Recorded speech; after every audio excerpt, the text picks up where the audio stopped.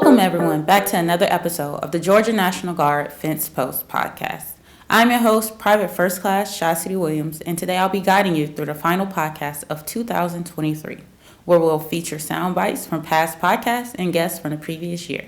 Think of this as our year in review or best of. Here's one of our past podcasts from June and July. They were a part of your Command Sergeant Major's edition. In it, you'll hear your host, State Command Sergeant Major Ballinger, and his guests, Command Sergeant Majors Kenny, Barnes, and Cummings. What I want to do is just talk a little bit about some things on the horizon as I see them. And then the guest I got here today, my Sergeant's Major, we're just going to kind of talk about stuff as we see a little bit about NCO progression at all levels. And then we want to talk a little bit about kind of the state of the state or where we see the Georgia Army National Guard going forward. Just so, part of it, okay, training may have not input certain things in, but what are we doing with the soldiers who are just not completing their height and weight or ACFT?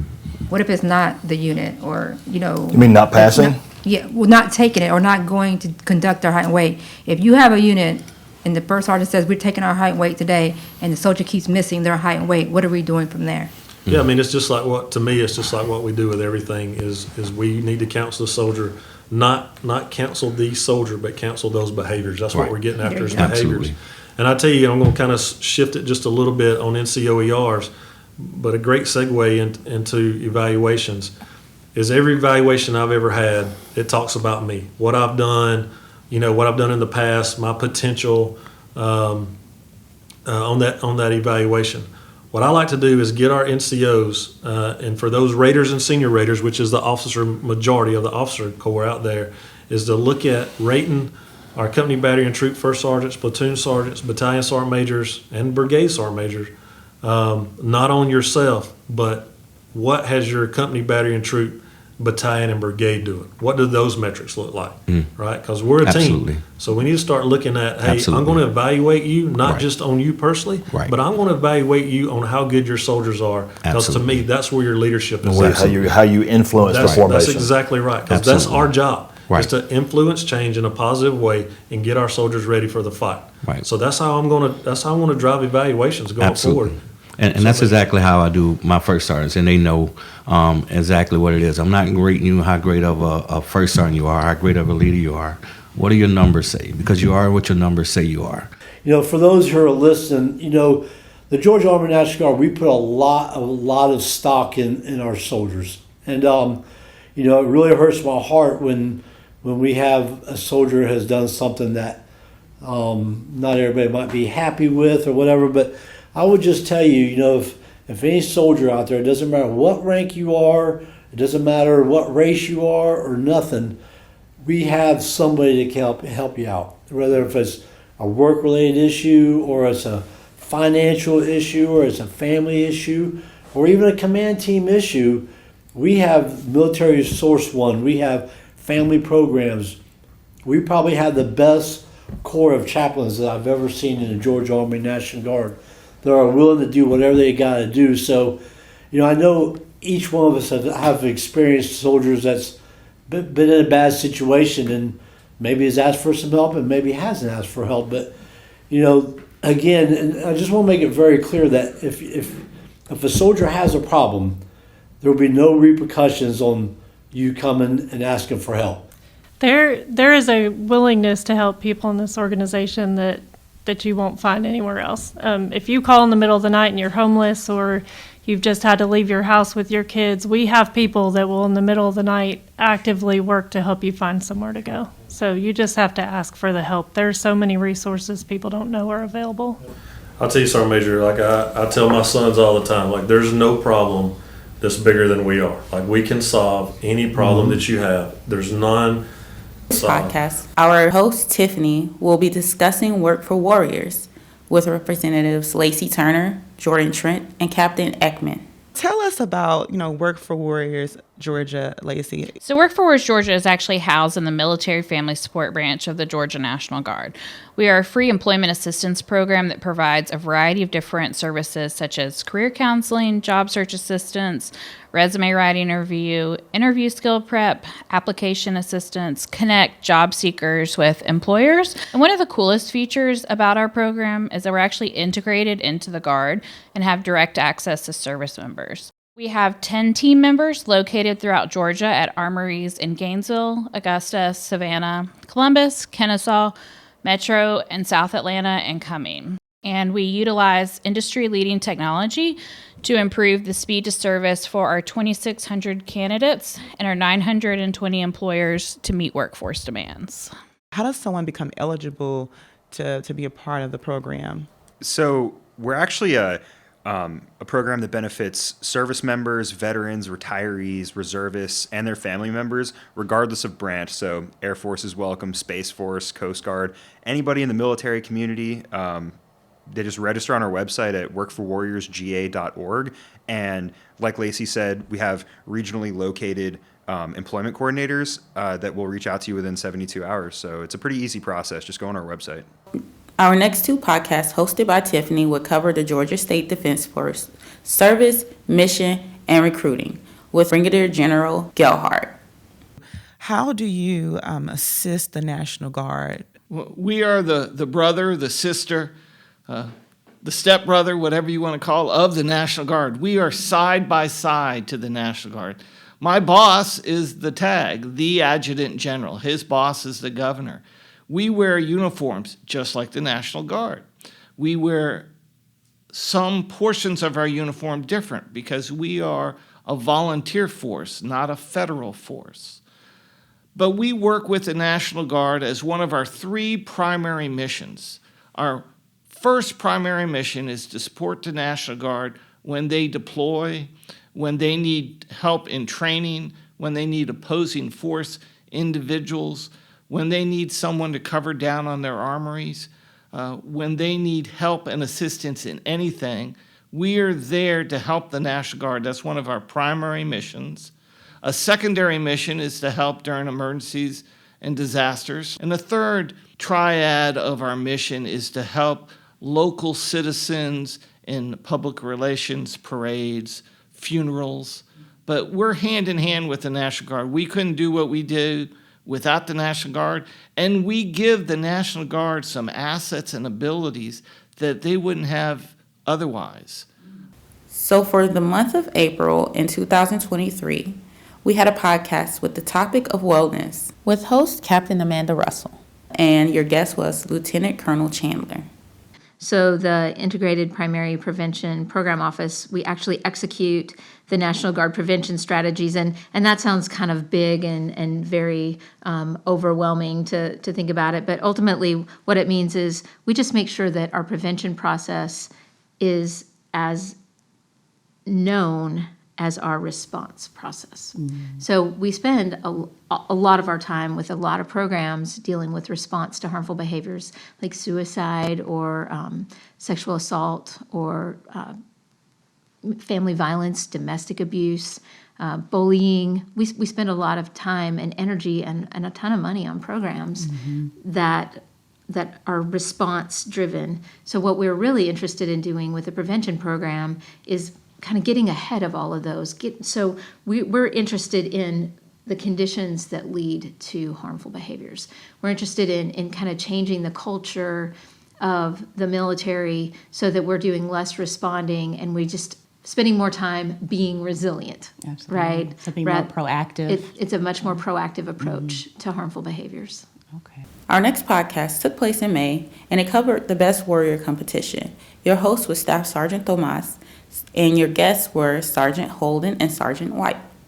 It's also probably easier, or I know it's easier, to let go of mistakes and to keep a good mindset when, like, you know you're in the lead. Like, you know you're holding on to that lead, and you just got to keep pushing it.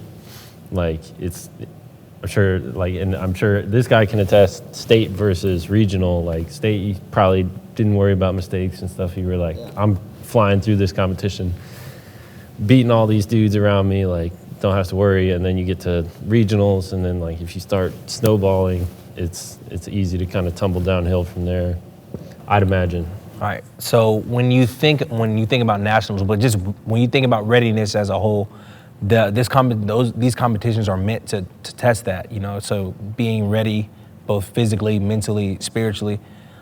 You said that you didn't feel like you were mentally challenged as much. What about the long grueling nights of little sleep and still having to perform very well? Isn't that something that plays its part as well? I mean, I think I got a lot of the mentally challenging parts out of the way in the training leading up to it.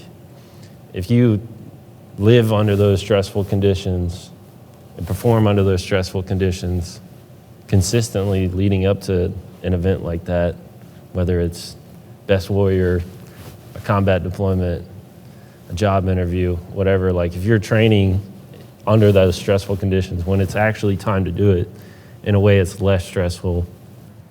In the month of September, we celebrated Hispanic Heritage Month, with your host being Major Charles Emmons and your guests being Senior Master Sergeant Grisales, First Lieutenant Morales, and First Lieutenant Soto. What would you all say Hispanic Heritage Month means to you?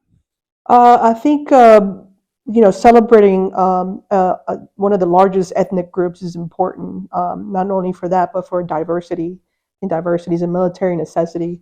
Also for global engagement. I think it highlights a lot of individuals, a lot of ethnic backgrounds that I've seen, and it's always very good to see how diverse populations can put and can implement and can give part of what they know, knowing where they're from, to help support the team. I think it's a team effort, and I think everyone brings a different element to the table. I think that's part of diversity, having that voice at that table, which is what the military is. For Hispanic Heritage, I think we celebrate it as a whole every single day by eating different types of food, being able to celebrate traditions and culture, and following family traditions as well. We're able to recognize history and the achievements we've also had. What would you have to say to them in terms of your opportunities and what you've been able to do in the Guard? I think joining the military is kind of one of those things that can give you so many tools to succeed, and even after the military. In the month of October, we talked about deployments with your host, State Command Sergeant Major Ballinger, and your guest, Colonel Baker. The 48th Brigade, we have usually deployed in a kinetic environment, a little bit hostile mobilizations, in the past. But this one, too, is going to be a complex mission, very complex environment. You got several different areas of operations out there. And so how do you look at this mission versus that mission and still talk to your soldiers about how important this is, that not only is it important to the Georgia Army National Guard and the 48th Infantry Brigade Combat Team, but how is it going to change the focus of all areas of operation, what we're doing, and why is that so important for y'all? Well, I'll tell you, Sergeant Major, I appreciate that question because it is a lot different of a mobilization than the 48th has been used to. Normally, we've got all our soldiers going to one place, the leadership's all together.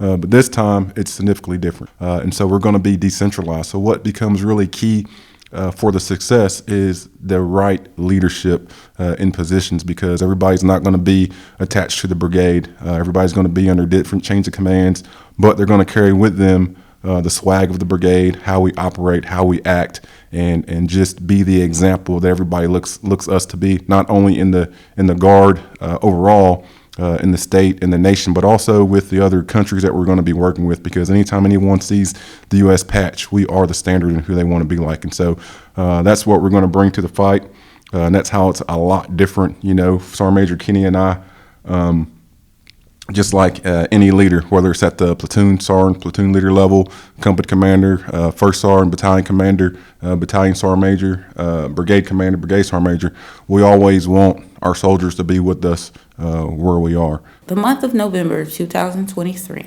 we spoke on innovations with your host being myself, Private First Class Williams, as well as guests Mr. Shannon and Colonel Brooks.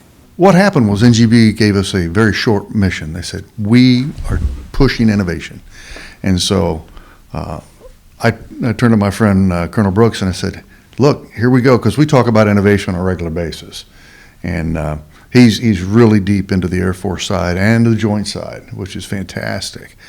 And the only way we're going to win is we win together anyway. So I went to him and he goes, look, I've already got him one. This is one that's like, it's dead on the mission.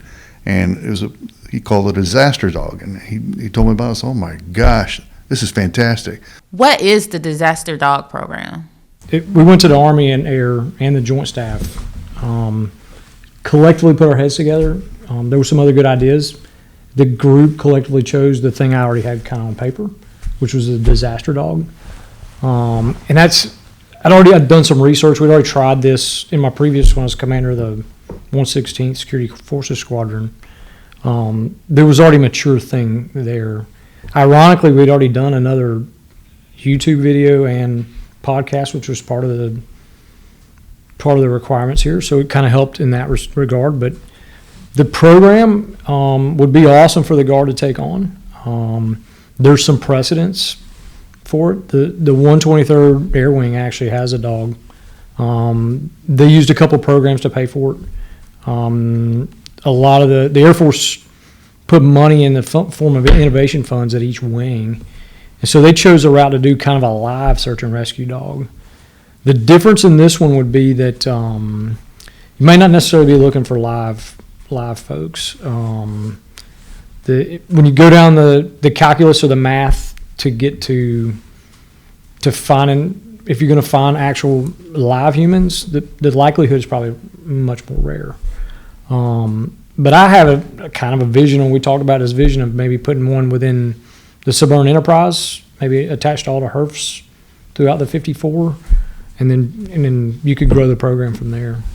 This is where we had the podcast covering the cadaver dogs with your host, Staff Sergeant Tomas, and your guest, Staff Sergeant Nelson of the Air Force. All right, so you get to, the program, and you decide to go canine, like the canine route. So can you tell me a little bit more about it? Yeah, it's a lot of work.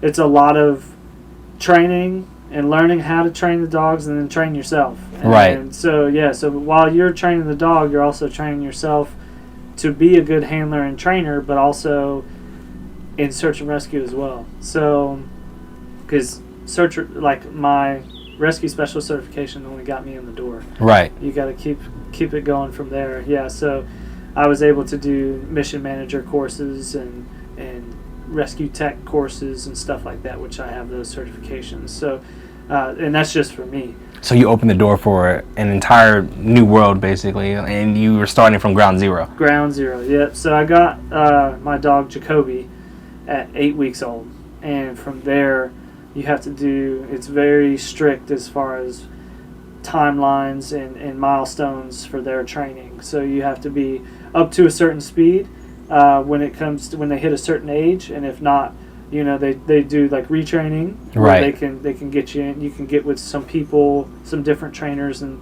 hey, these are my shortfalls. How do I pick it up to where we can meet the milestones where we need to be? And a lot of dogs, they wash out. They just can't hang. And right. Luckily, Jacoby was a rock star with it. For your final podcast, in the month of December, we celebrated the National Guard birthday, as well as learning the history of the Georgia Guard. I was your host, Private First Class Williams, with knowledgeable guest and historian, Major Caraway. Why should we care about military history? Well, for those of us in the National Guard, certainly history is a substitute for experience, and that goes for all fields. I mean, if you're going to apply yourself to any profession, you don't have to go into that profession without the benefit of experience if you have looked into the history. I've always been interested in history, but what really crystallized it for me was when I mobilized to Afghanistan in 2009. I was an infantry platoon leader with the 2nd Battalion, and we were stationed in a remote area of North Afghanistan. And it occurred to me, I've got a platoon of soldiers, citizen soldiers, who gave up everything they were doing in civilian life to be here for us. Less than 1% of the country serves. And as I was looking around, it occurred to me that if it's worth them doing, then it's sure worth us remembering.